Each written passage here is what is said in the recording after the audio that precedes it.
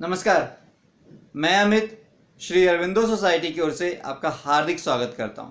आज हम शिक्षा में शून्य निवेश नवाचार अर्थात ZIIEI कार्यक्रम के द्वारा संकलित किए गए एक रोचक नवाचार शब्द सागर के ऊपर चर्चा करने जा रहे हैं।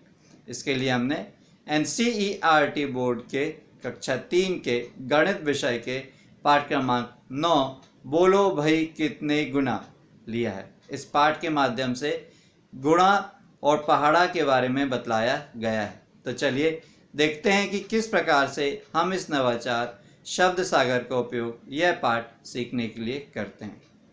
इस नवाचार शब्द सागर में विद्यार्थी अपने सहपाठियों के साथ मिलकर अपनी शब्दावली बढ़ाने के साथ साथ व्याकरण कौशल भी बढ़ाते हैं और इस गतिविधि को एंजॉय करते हैं, आनंद लेते हैं और सीखने की प्रक्रिया में व्यस्त रहते हैं। यही इस नवाचार की मुख्य नवीनता या विशेषता होती है।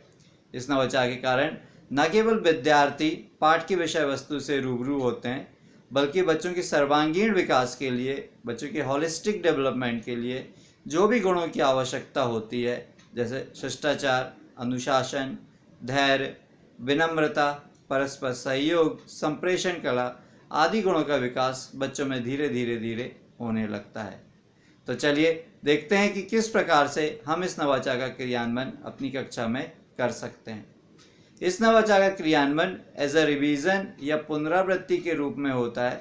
इसलिए शिक्षक पहले से यह सुनिश्चित करके रखते हैं कि इस पाठ की निर्माण, व्याख्या और समझाइश कक्षा में पहले ही हो चुकी हो, नवाचार के क्रियान्वयन के पूर्व। इस नवाचार का जब क्रियान्वयन होता है तो शिक्षक एक डिब्बा लेके आते हैं और डिब्बे में विद्यार्थियों से बोलते हैं कि जो भी आपने पाठ पढ़ा है, समझा है, उससे संबंधित जो शब्द हैं, जो आपको अच्छे लगते हैं, कठिन लगते हैं, आपको अच्छे लगते हैं, शब्द, अंक या वाक्य, उस जो डिब्बा है उस डिब्बे में पर्ची बना के डाल दीजिए। चित्र भी बना के डाल सकते हैं।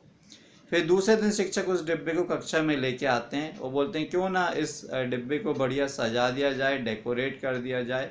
रंगीन पेपर के माध्यम से बच्चे उसको डेकोरेट कर देते हैं, सजा देते हैं।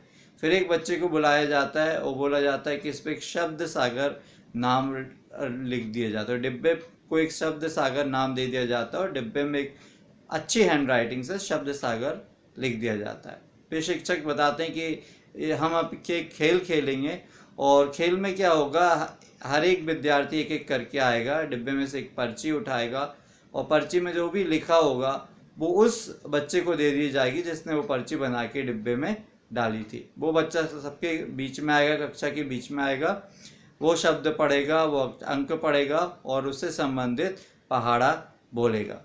उदाहरण के तौर पे मान लीजिए एक बच्चा आता है, वो एक पर्ची निकालता है, उसमें 3 लिखा रहता है। तो अब वो 3 शब्द की पर्ची उस बच्चे को दे दी जाती है जिसने 3 अंक लिख के उस डिब्बे में डाला था। फिर वो बच्चा बीच में आता है, 3 बोलता है, फिर 3 का पहाड़ा सुनाता है। जैसे 3 एकम 3, 3 दूनी 6, 3 तिया 9 करके सब पूरा पहाड़ा सुनाता है। अब मान लीजिए एक और बच्चा आया, तो उसके बाद उसने एक पर्ची निकाली, उसमें 5 लिखा रहता है। तो अब वो 5 उस बच्चे को दे दी जाती है जिसने वो पर्ची डाली थी। वो पर्ची में से बच्चा निकालेगा और फिर 5 पढ़ेगा और फिर 5 का पहाड़ा, 5 एकम 5, 5 दूनी 10, 5 तिया 15, इस प्रकार का पहाड़ा सुनाएगा।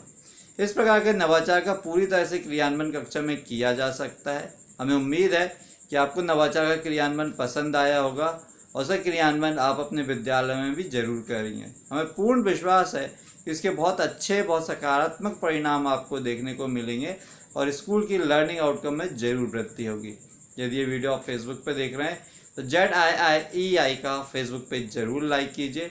अभी तक यदि आपने ZIIEI का यूट्यूब चैनल सब्सक्राइब नहीं किया है तो प्लीज़ आप उसको सब्सक्राइब कर लीजिए।